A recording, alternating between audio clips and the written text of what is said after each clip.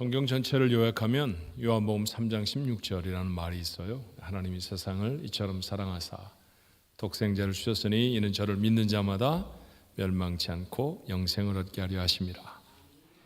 그 다음은 여러분이 아멘 하셔야죠. 아멘. 오늘 그 찬양으로 하나님 앞에 영광을 돌렸습니다. 오늘 성경 전체를 찬양하신 거예요. 오늘 찬양 대원들이 찬양한 그 찬양이 우리 마음에 늘 남아있는 진리가 되어지기를 바랍니다. 여러분, 한국 사람이라는 게 자랑스러우세요?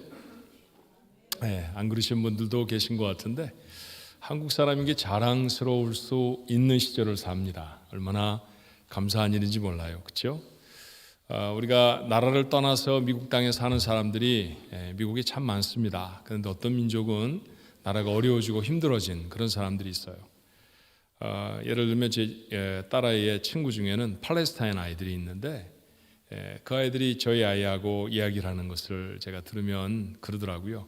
너네는 나라가 잘 살게 돼서 너무 좋겠다. 한국 가면 참 좋지. 또 우리나라는 가면 어려워.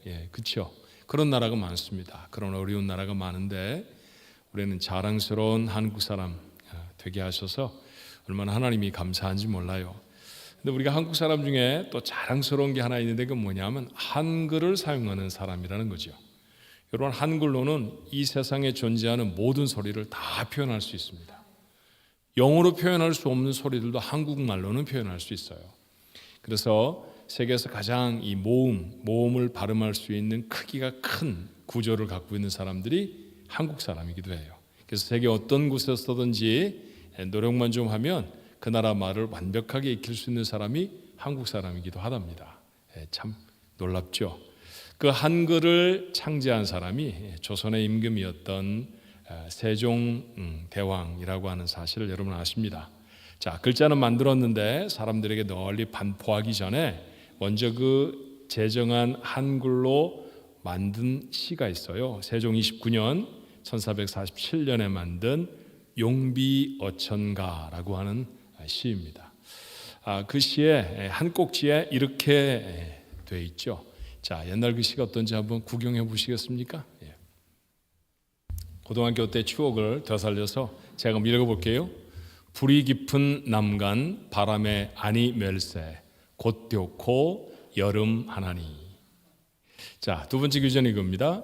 샘이 깊은 물은 가말에 아니 그칠세 내 희이러 발아래 가나니. 자, 무슨 말인지 아시긴 아시겠죠? 옛날엔 이렇게 썼답니다. 뿌리 깊은 나무는 바람에 아니 흔들림으로 꽃 좋고 열매가 많나니 샘이 깊은 물은 가뭄에 안 그침으로 내가 되어 바다에 가나니.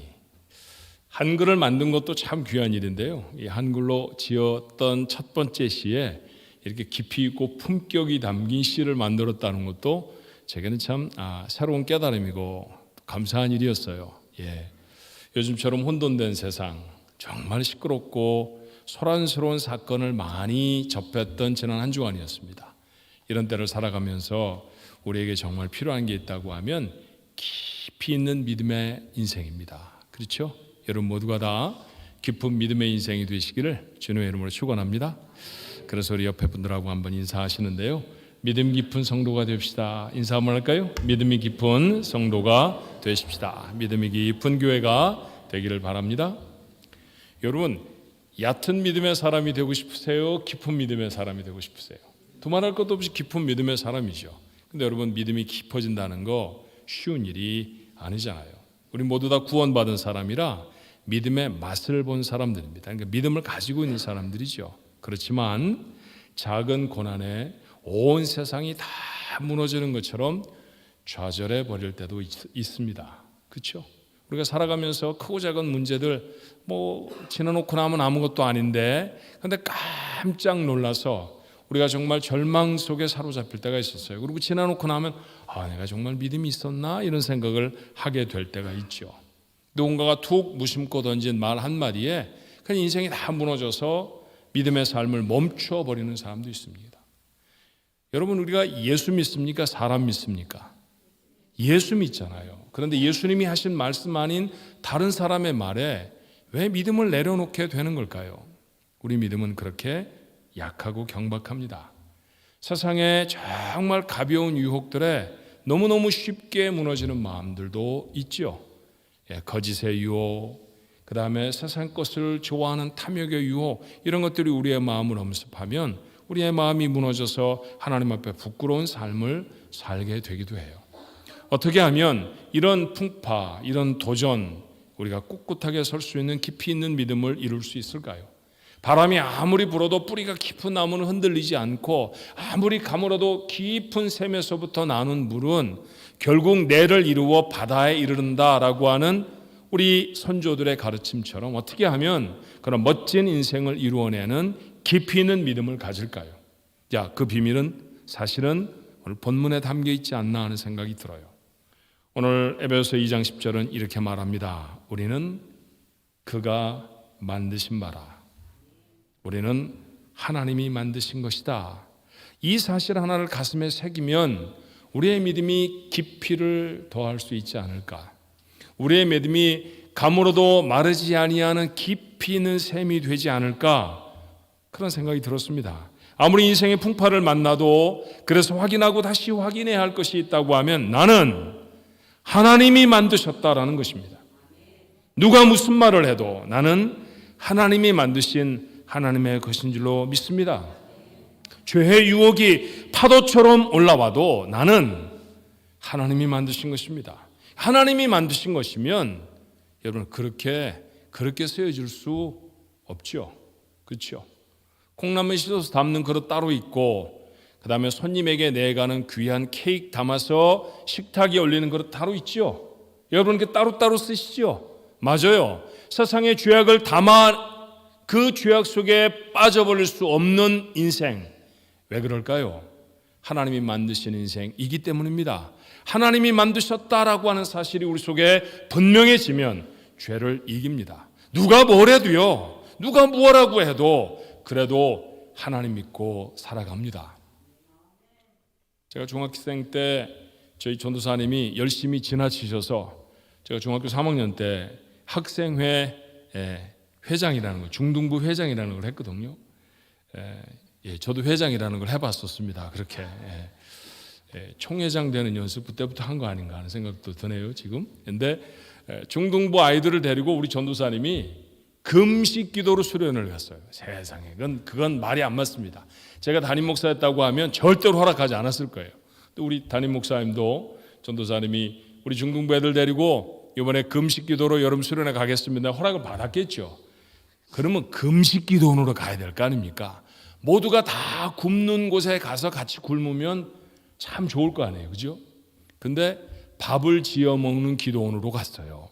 그러니까 다른 사람은, 어른들은 다 밥 지어 먹는데 중학생들, 저희 교회 아이들만 배를 꼴쫄쫄 굶어가면서 그렇게 한 사흘을 지났답니다. 무슨 기도를 했는지 하나도 생각이 안 나요. 무슨 은혜를 받았는지 전혀 기억이 없습니다. 그 한 주간 내내 배가 고팠던 생각밖에 안 나요. 그런데 놀랍게도 그 기도원의 원장 목사님이 하셨던 설교 한마디가 제 머릿속에 오랫도록 남아 있습니다. 굉장히 많은 사람들이 모였는데 그분이 아마 제가 하는 설교 비슷한 내용의 주제로 설교하지 않으셨나 싶어요. 뭐라고 말씀하시냐면 믿음의 삶 계속해야 합니다. 뭐 그랬던 것 같은데, 그 비유가 뭐냐 하면 열차가 달리는데 기찻길 옆에 사는 집들의 강아지가 짖는다고 열차가 씁니까? 그러더라고요.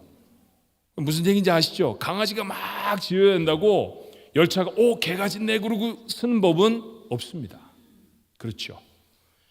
맞아요. 세상에 누군가가 무엇라고 말한다고 해서 믿음을 멈추는 것은 아닙니다. 왜요? 나는 하나님이 만드신 것이기 때문입니다.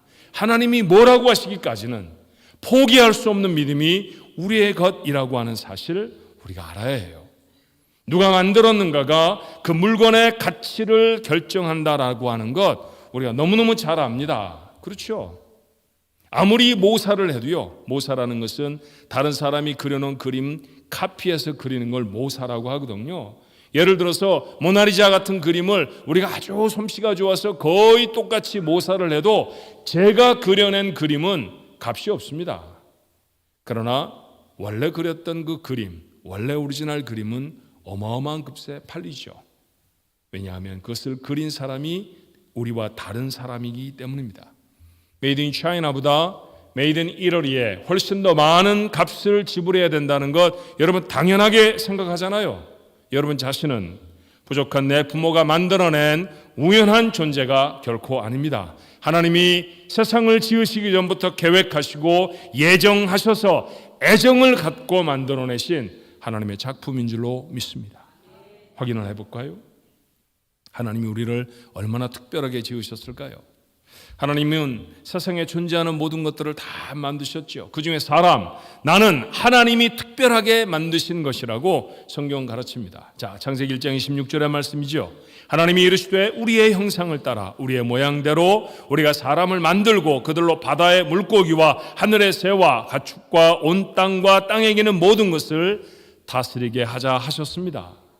해와 달과 땅과 바다를 지으실 때 하지 않으셨던 말씀을 사람을 지으시면서는 하시죠. 다른 피조물을 만드실 때와는 달리 하나님은 사람을 지으실 때 그 의지, 목적, 그리고 모양, 방법 등을 밝히셔요. 어떻게 밝히셨습니까? 하나님을 닮은 모양으로 우리를 지으실 것입니다. 하나님이 만드신 모든 것들을 그렇게 하나님을 닮은 사람에게 맡기셔서 다스리게 하실 것입니다. 그래서 그렇게 자신을 닮게 만드신 것이죠. 하나님처럼 자신의 의지를 밝히시고 사람을 만드셨어요. 자, 또 하나, 사람은 다른 피조물과 달리 하나님께 훨씬 친밀하게 지어졌습니다. 세상의 다른 것들을 지으실 때는 어떻게 하셨나요? 그 중에 한 구절, 창세기 1장 3절과 같은 것을 읽었습니다. 하나님이 이르시되 빛이 있으라 하시니 빛이 있었습니다. 빛이 있으라 하셨습니다. 그렇게 하나님은 말씀으로 세상을 지으셨죠. 하늘도 바다도 새도 물고기도 그렇게 무엇이 있으라 하셨고 그대로 되었습니다. 하지만 사람을 지으실 때는 표현이 다르지 않았나요? 다시 한번 확인해 보십시다. 좀 전에 읽어드렸던 창세기 1장 26절의 말씀이죠. 하나님이 이르시되 우리의 형상을 따라 우리의 모양대로 우리가 사람을 만들고 그들로 바다의 물고기와 하늘의 새와 가축과 온 땅에 기는 모든 것을 다스리게 하자. 우리가 무엇을 하자 하셨습니다. 다른 피조물을 지으시면은 3인칭으로 말씀하셨지만 이런 말이 3인칭이잖아요. 그렇죠? 너 이런 말을 2인칭이라고 하고 우리 이런 말을 1인칭이라고 표현하잖아요. 그러니 다른 것들을 만드실 때에는 3인칭으로 하셨습니다. 그러나 사람을 만드실 때는 1인칭으로 말씀하세요. 3인칭보다 1인칭이 가깝다는 얘기 아닙니까? 세상 모든 피조물보다 사람은 하나님 앞에 더 친밀한 존재로 지음을 받았어요. 창세기 2장은 이것을 이렇게 더 세밀하게 설명합니다. 창세기 2장 7절의 말씀에 여호와 하나님이 땅의 흙으로 사람을 지으시고 생기를 그 코에 불어넣으시니 사람이 생명이 되었다고 말합니다. 무엇 하자 하신 하나님은 사람을 위해서만 특별한 작업을 하십니다. 흙을 떠서 사람의 모양으로 빚어내시는 것이죠. 머리를 만들고 몸통을 만드셨습니다. 팔과 다리를 매끈하게 만드셨을 거예요. 여러분 한 사람 한 사람 모두 다 하나님이 그렇게 만드신 자라고 하는 사실을 믿으십니까? 이거 하나님이 만드셨다고 믿어지지 않으시나요?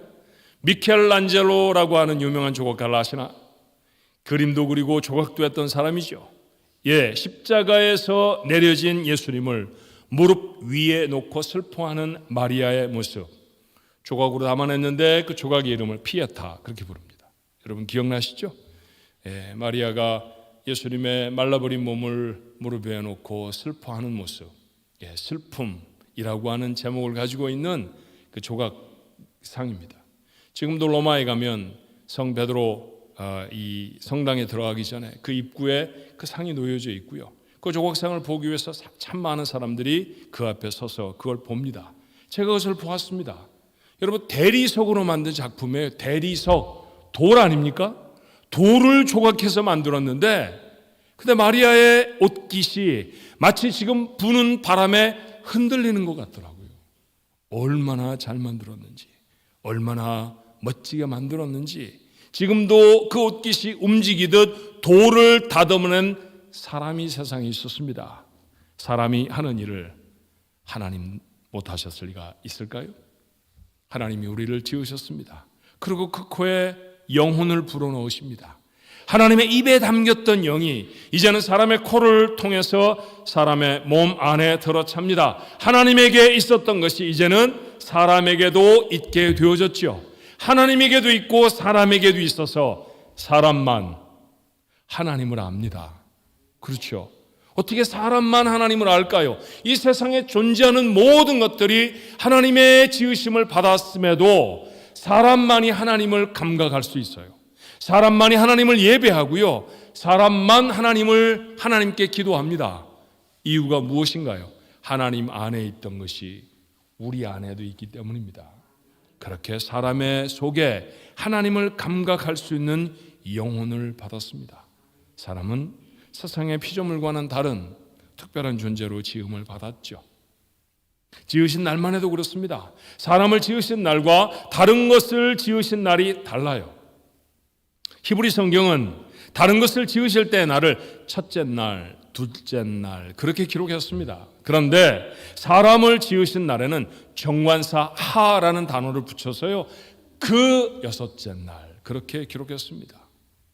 사람을 지으신 날은 다른 날과는 다른 바로 그날 특별한 날이다 그렇게 말씀하셨죠. 여섯 번째 날이 특별한 이유가 무엇일까요? 사람이라고 하는 특별한 존재를 지으셨기 때문입니다. 여러분은 그렇게 특별한 존재인 줄로 믿습니다. 여러분을 짓고 나서 뭐라고 하셨는지 아세요? 하나님의 말씀에 순종해 창조된 모든 것이 하나님의 보시기에 좋았습니다. 빛을 지으시고 창세기 1장 3절에 하나님이 이르시되 빛이 있으라 하시니 빛이 있었고 이후에 따라오는 말씀을 여러분 아세요. 보시기에 좋았더라. 그런데 사람을 지으시고는 이 표현이 이렇게 바뀝니다. 창세기 1장 31절이죠. 하나님이 지으신 그 모든 것들을 보시니 심히 좋았더라. 심히 좋으셨습니다. 저녁이 되고 아침이 되니 여섯째 날이니라. 여섯째 날 무엇을 짓고 심히 좋으셨나요? 사람입니다. 여러분과 저를 지어내시고 너무 좋으셨습니다. 사람이 들어선 창조의 세계, 하나님은 비로소 그 세상이 너무 좋으셨죠. 사람은 그렇게 하나님을 가장 기쁘시게 한 특별한 존재였습니다. 여러분을 기쁘게 하는 일이 요즘 많지 않죠? 그런데 할아버지 할머니 되시면 다들 특별한 것 때문에 기뻐하시더라고요. 사실 제가 압니다. 그분이 할아버지 되기 전부터 알거든요. 할머니 되시기 전부터 알아요. 어머니이고 아버지일 때 아들 사진, 딸 사진 담아갖고 계시는 분들 많지 않습니다. 대부분 아내의 사진이 있거나 아니면 아내와 남편의 사진이 있거나 그 두 부부의 사진이 있거나 그랬었어요, 전화기에. 그런데 할아버지 되고 할머니 되고 난 다음에 할아버지 할머니들의 사진의 배경화면은 거의 예외가 없이 손자, 손녀입니다. 내가 틀렸나요? 맞죠? 맞죠? 그리고 시간만 내면 그걸 꺼내가지고 보여줍니다. 예. 그걸 자랑하고 싶은 거예요. 너무 이쁘다고, 너무 기뻐서 어쩔 줄을 몰라 하시며 그걸 보여주십니다. 여러분, 그 기쁨 하나님 닮은 거 아세요? 하나님이 그러셨다는 거죠. 사람을 만드시고 그렇게 기쁘셨다는 거예요. 후에 스바냐 선지자는 이 하나님의 마음을 이렇게 선포합니다. 스바냐 3장 17절에 너희 하나님 여호와가 너희 가운데 계시니 그는 구원을 베푸실 전능자이시라. 그가 너로 말미암아 기쁨을 이기지 못하시며 너를 잠잠히 사랑하시며 너로 말미암아 즐거이 부르며 기뻐하시리라. 여러분, 한 걸음 물러나서 여러분이 아는 여러분을 생각해 보십시오. 하나님을 이렇게 기쁘시게 할 만한 존재입니까?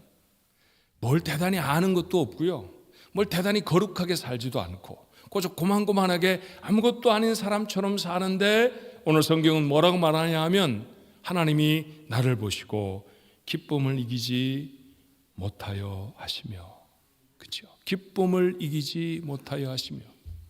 할아버지 할머니들이 참 우습습니다.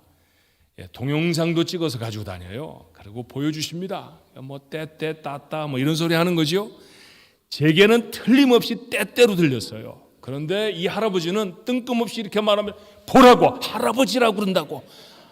할아버지래요. 그 발음이 떼떼거든요. 그런데 그 할아버지 귀에는 어찌 된 일인지 할아버지라고 들립니다. 신기한 일이지 않습니까? 그 때때 따따밖에 못하는 아이가 세상의 모든 나라의 말을 다 하는 아이처럼 그렇게 기뻐하십니다.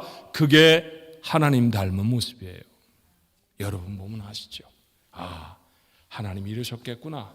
하나님이 지금도 나보고 이러시는구나. 사람은 이렇게 특별한 존재입니다. 다윗이 이 사실을 분명히 알고 믿었죠. 그래서 그는 이렇게 노래해요. 시편 139편 14절에 내가 주께 감사하오면 나를 지으심이 심히 기묘하심이라. 주께서 하시는 일이 기이함을 내 영혼이 잘 아나이다. 뭘 잘 안다고요? 하나님이 나를 지으신 것이 심히 기묘하심이라. 우리말 성경에는 기묘하심 그렇게 번역을 했고 영어 성경은 대부분 다 fearfully and wonderfully made 그렇게 썼어요. 옛 한글 성경 혹 기억나시나요? 이 구절 어떻게 되어 있었는지 신묘막측하심이라. 그 어려운 단어를 우린 그래서 기억하고 있답니다. 신묘막측하심이라. 두려울 정도로 놀랍게 지어진 존재, 그것이 사람, 그것이 여러분이고 나입니다. 구원받은 사람을 성도 그렇게 부르죠. 성도가 누구입니까? 자신이 하나님이 만드신 특별한 존재라는 사실을 아는 사람, 그저 지나가는 말처럼 아는 것이 아니라 그걸 심장에 새기고 사는 사람, 뼈에 깎아 새겨 넣고 사는 사람, 그 사람을 성도 그렇게 부릅니다. 여러분 성도이시죠? 오늘 시간에 여러분의 심장에 담으십시오. 나는 하나님이 만드신 사람입니다. 만드시고 날 보고 너무 좋아하셨던 바로 그 존재, 그게 나입니다. 그러니 여러분, 작은 실패에 실망하지 마십시오. 지난 한 주간 동안 뭘 잘못하셨나요? 어떤 일을 하다가 실패하셨나요? 되는 게 없어. 난 정말 모자라는 사람인가 봐. 여러분 그러지 마십시오. 하나님이 섭섭해 하십니다. 여러분 최고거든요. 지어진 가장 아름다운 것이거든요. 여러분 슬퍼하시면 하나님의 가슴에는 사람적인 표현이라는 것 양해하시고 들어주세요. 하나님의 가슴에는 멍이 새겨질지도 몰라요. 작은 슬픔에 작은 어려움에 좌절하고 넘어지지 않아야 합니다. 누군가와 비교하며 자신을 한없이 작은 사람이라고 비교하기도 합니까? 저 사람은 가진 게 많은데, 저 사람은 참 젊은데, 저 사람은 정말 똑똑한데, 많이 배웠는데, 그러세요? 아무것도 아닙니다. 애들 말로 도토리가 키를 재는 거예요. 제가 옛날에 엠파이어 스테이트 빌딩 올라가 봤거든요. 올라가 보신 분들 계시죠? 80 몇 층인가에 보면 전망대가 있어요. 거기서 내려다 보면 밑에 옐로우 캡이라고 하는 이 뉴욕에 돌아다니는 택시는 옐로우 캡 그렇게 부릅니다. 노란색으로 칠해놓은 택시가 막 지나다닙니다. 여러분 위에서 보니까 그 택시가 그 택시예요. 링컨 컨티넨탈이나 쉐비나 거기입니다. 10만 불짜리 자동차나 5천 불짜리 자동차나 똑같아요. 다 자동차입니다. 하나님 보실 때 그래요. 왜 하나님의 눈으로 우리를 보는 것이 아니라 우리 스스로의 왜곡된 눈으로 우리를 보면서 좌절하고 넘어지고 그럴까요? 여러분 그러다 보면 하나님을 향해 자신감이 얼마나 많이 없어지겠습니까? 우리가 이 세상을 이겨나갈 힘과 용기들은 또 얼마나 많이 잃어버리겠습니까? 그렇지 않습니다. 오늘 성경이 말하는 것처럼 너희는 하나님의 지으신 바라. 하나님이 지으신 자입니다. 지어놓으시고도 내가 어떻게 이런 것들을 만들었을꼬가 아니라 짓고 나서 너무너무 기쁘셨던 바로 그 존재가 여러분과 저입니다. 그러므로 그 사실을 아는 사람 좌절하지 않습니다. 실망하지 않습니다. 작은 일에 무너져 버리지 않습니다. 웬만한 것에 좌절해서 속상해하고 힘겨워하며 희망을 송두리째 놓쳐버리는 그런 인생 아니 될 것입니다. 기억하셔야 합니다. 뿌리가 깊은 믿음은 하나님이 나를 지으셨다는 사실을 아는 사람이고요. 그 믿음을 가진 사람이 진짜 성도입니다. 여러분의 모습이 되시기를 주님의 이름으로 축원합니다. 이렇게 대단한 존재라고 성경이 우리에게 말하는 까닭이 뭘까요? 우리에게 특별한 일을 맡기셨기 때문이죠. 여러분 뭔가를 특별하게 만들었다고 하면 특별한 쓰임 때문 아닙니까? 그렇죠. 창세기는 오늘 세상을 다스리기 위해 하나님 우리를 이렇게 지으셨다고 말하잖아요. 오늘 본문은 그리스도 안에서 가능해진 선한 일을 위함이라고 말합니다. 본문 10절의 말씀을 자세히 한번 봅니다. 우리는 그가 만드신 바라 그리스도 예수 안에서 선한 일을 위하여 지으심을 받은 자니 이 일은 하나님이 전에 예비하사 우리로 그 가운데서 행하게 하려 하심이라. 그리스도 예수 때문에 일어난 최고의 선한 일이 무엇일까요? 구원의 사건입니다. 어떤 사람은 빵을 얻어먹기도 했을 것이고요, 어떤 사람은 병에서 고침을 받아 낫기도 했을 것입니다. 오병이어의 놀라운 사건 앞에 노출되어졌던 그 사건을 경험했던 사람들은 그렇게 예수님이 떼어주신 떡을 먹고 평생 배 안 고팠을까요? 그 다음 기회에 다시 먹을 게 필요하지 않았겠습니까?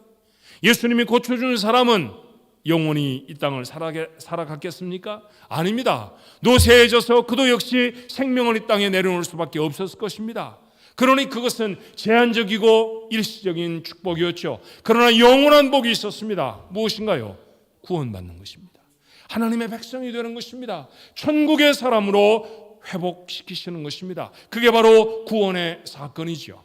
하나님이 만드신 어마어마한 그 놀라운 형상들을 죄로 말미암아 다 잃어버렸는데 하나님이 구원하셔서 우리 안에 다시 회복시키셨습니다. 하나님의 아들이 생명을 걸고 이루어낸 바로 그 사건, 내 구원입니다.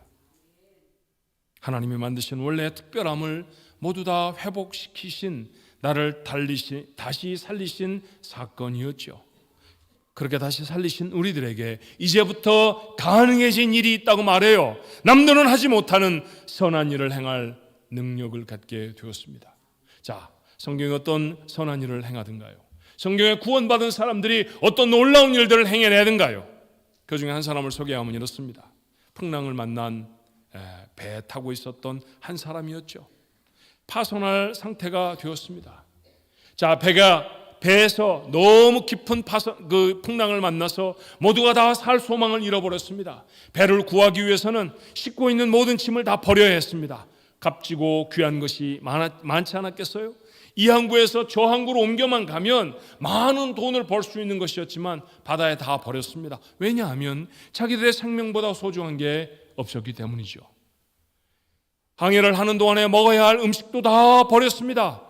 나중에는 배를 움직일 만한 도구도 다 버렸습니다. 그런데도 배를 어찌할 수 없습니다. 이제는 모두 다 배에 주저앉아 버렸죠. 그리고 죽기만을 기다립니다. 그런데 그 중에 한 사람이 벌떡 일어나 이렇게 말합니다. 사도행전 27장 22절이에요. 내가 너희를 권하노니 이제는 안심하라. 너희 중 아무도 생명에는 아무런 손상이 없겠고 오직 배뿐이니라. 누가 한 말이었나요? 바울이 한 말이었습니다.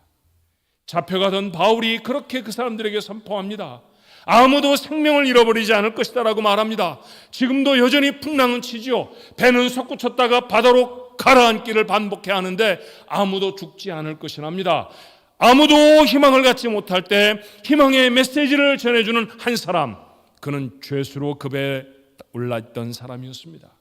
가이사랴에서부터 죄수로 잡혀서 로마로 압송되어 가는 중에 있었던 사람이었죠.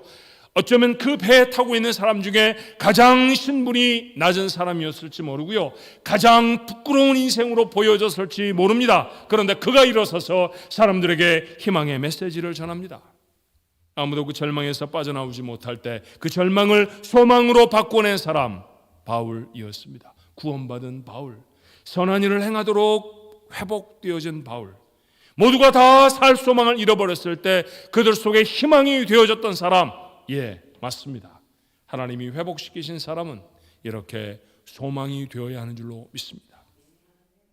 요즘 우리가 살아가는 세상은 우리에게 희망을 전해주는 사람이 거의 없는 시대를 살잖아요. 정말 다 바쁩니다. 근데 옛날과는 좀 바쁜 내용이 달라요. 절망하고 두려워하는 일에 너무너무 바쁩니다. 너무 쉽게 절망하고 너무 쉽게 포기하고, 그리고 자신의 앞에 무엇인가 잘 될 것이, 잘 되어질 것이 없을 거라는 절망 속에 사로잡혀 있습니다. 폭풍 같은 이런 상황에서 벌떡 일어나 소망을 외칠 사람 누굴까요? 누굽니까? 여러분과 저여야 할 줄로 믿습니다. 구원받아 하나님의 특별하심이 회복되어진 성도가 바로 그 자리에 일어나서 하나님의 영광을 선포하고 하나님이 우리에게 이루실 선한 일을 선포하는 그 선한 일을 행하는 사람 되어져야 할 것입니다. 그런 사람이 세상을 살립니다. 그런 사람이 가정도 살려내고 교회도 다시 회복시킬 줄로 믿습니다. 귀하고 복된 선한 일을 행하는 사람, 하나님이 자신을 지었다는 사실을 가슴에 담은 사람이죠. 같은 능력으로 모두가 자기만을 위할 때 주신 능력으로 다른 사람을 섬기는 선한 사람, 모두가 다 원망할 때 그 가운데서 감사의 거리를 찾아내 감사하는 선한 사람, 우리만이 할 수 있는 선한 일일 것입니다. 여러분 속에 그 선한 일이 이제부터 시작되어지기를 주님의 이름으로 축원합니다. 그런데 본문은 이 선한 일이 그리스도 안에서 이루어진 일이라고 말해요. 그리스도 안에서 이루어진 일입니다. 이게 얼마나 깊이 있는 의미의 말씀인지 모릅니다. 바울은 에베소 후반에 아내들을 권면하며 하신 성령의 말씀을 이렇게 전합니다. 에베소 5장 23절의 말씀에 이는 남편이 아내의 머리됨이 그리스도께서 교회의 머리됨과 같음이니 그가 바로 몸의 구주시는, 그리스도는 교회의 머리시고 교회는 그리스도의 몸이라고 하는 사실을 우리는 에베소를 나누며 참 여러 번 얘기했습니다. 그리스도의 몸이 교회입니다. 믿음의 공동체가 교회 아닙니까? 바울은 고린도 교회에 이렇게 확언해요. 고린도전서 12장 27절에 너희는 그리스도의 몸이요 지체의 각 부분이라. 우리가 그리스도의 몸입니다. 오늘 우리는 교회로 모였잖아요. 그렇다고 하면 에베소의 표현대로 말하면 그리스도의 몸으로 모여 있습니다. 그리스도 안에 있죠. 초대교회가 기가 막힐 핍박을 받아도 견고할 수 있었던 것은 저들이 여전히 믿음을 갖고 2000년이 지나 오늘날 우리에게 역사하는 이 믿음을 유전해 줄 수 있었던 것은 그 믿음의 공동체, 교회가 견고했기 때문입니다. 오늘 우리를 도전하는 수많은 문제가 있죠.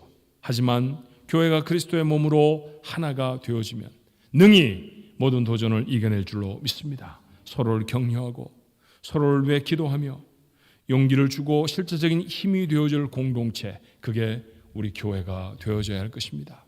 우리가 지난 한 주간 동안 기도할 때 우리의 입술에 간절히 올랐던 기도의 제목들은 여러분 사실은 우리의 소원이 아니었잖아요.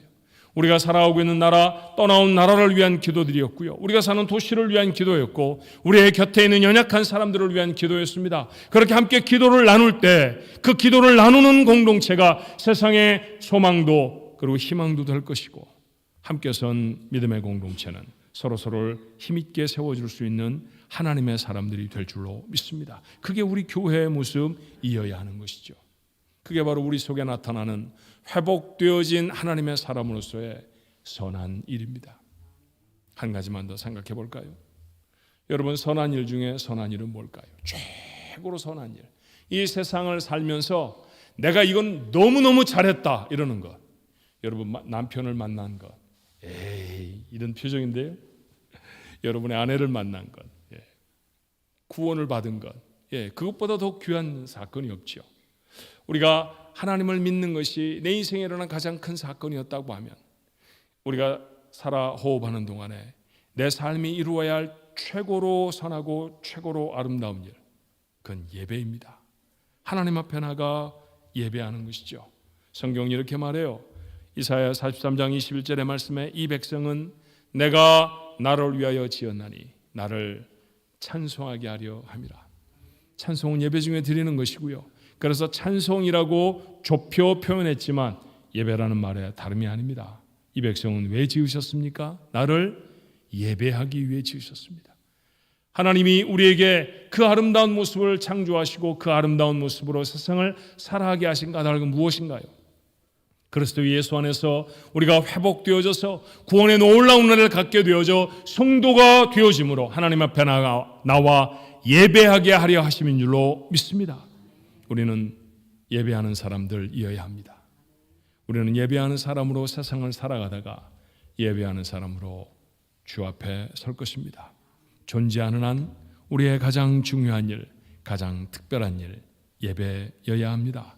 하나님은 특별히 창조하신 우리를 통해서 예배 받으시기를 원하십니다. 그 예배를 통해 우리는 하나님의 특별한 임재를 경험합니다. 오늘 예배 중에 하나님 나와 함께 하시는구나. 그렇게 깨닫잖아요. 하나님이 나를 사랑하시는구나. 하나님이 나를 기가 막히게 지으셨구나. 그렇죠. 그렇게 다시 특별한 존재로 세워지죠. 그 놀라운 일이 반복해 계속되는 사건, 그 사건이 일어나는 곳, 그것이 바로 예배의 장소, 하나님 앞에 드리는 예배입니다. 오늘도 여러분에게 이 놀라운 일들이 일어나게 되기를 주님의 이름으로 축원합니다. 기도하십시다. 좋으신 하나님, 우리를 하나님 닮은 형상으로 지으시고 참 좋다 그리 말씀해 주셨다고 성경은 말합니다. 바울은 구원받은 하나님의 사람들, 성도들이 누구인지를 오늘 본문을 통해 우리에게 다시 깨우쳐 줍니다. 하나님이 나를 지으셨구나. 나는 세상의 가장 존귀한 자로 하나님 앞에 서 있구나. 그 사실을 잊지 아니하는 자입니다. 이걸 기억하면 어찌 작은 어려움들에 좌절해 버리겠습니까? 이걸 기억하면 어찌 이 세상의 사건이나 사람 몇 마디에 믿음의 삶들을 잃어버리겠습니까? 이걸 알면 어떻게 우리를 삼키려고 다가오는 죄악들 앞에 우리가 담대하게 서서 승리하지 못하겠습니까? 그러니 주여, 우리의 가슴에 담게 하옵소서. 하나님은 나를 지으신 분이시고 나는 하나님이 지으신 자입니다. 그 하나님이 지으신 자, 이 땅에서 선하고 복된 일들을 행할 수 있게 하옵소서. 특별히 요즘은 절망하는 세대이옵나이다. 모두가 다 아버지 하나님 부정적인 말들을 입에 가득 담고 삽니다. 맞습니다. 보이는 모든 상황, 저들이 살아가는 삶의 정황들은 너무나 부정적이고 힘들지요. 하지만 그때에도 벌떡 일어나 하나님의 희망을 외칠 수 있는 사람, 구원받은 하나님의 사람들, 성도 드려야 할 것입니다. 우리가 그런 이가 되게 하여 주옵소서. 우리 교회가 이 땅에 희망이 되게 하여 주옵시고, 하나님 오늘 이 시간에 말씀을 나누는 하나님의 사람들이 저들의 가정의 희망이 될 수 있게 하시며 하나님 앞에 영광을 돌리는 선한 일의 주인공들이 되도록 축복해 주옵소서. 선한 일 중에 선한 일, 하나님 앞에 예배하는 일인 줄로 믿습니다. 이 일들을 아버지 앞에 끊임없이 드리는 하나님 그런 귀한 백성들 모두가 되도록 하여 주시어서 하나님이 우리를 창조하신 그 창조의 기쁨이 하나님에게 더하여 줄 수 있도록 날마다 예배하는 자로 살게 하옵소서. 저희를 구원하셔서 하나님의 백성으로 삼으신 예수님의 이름으로 간절히 기도하옵나이다.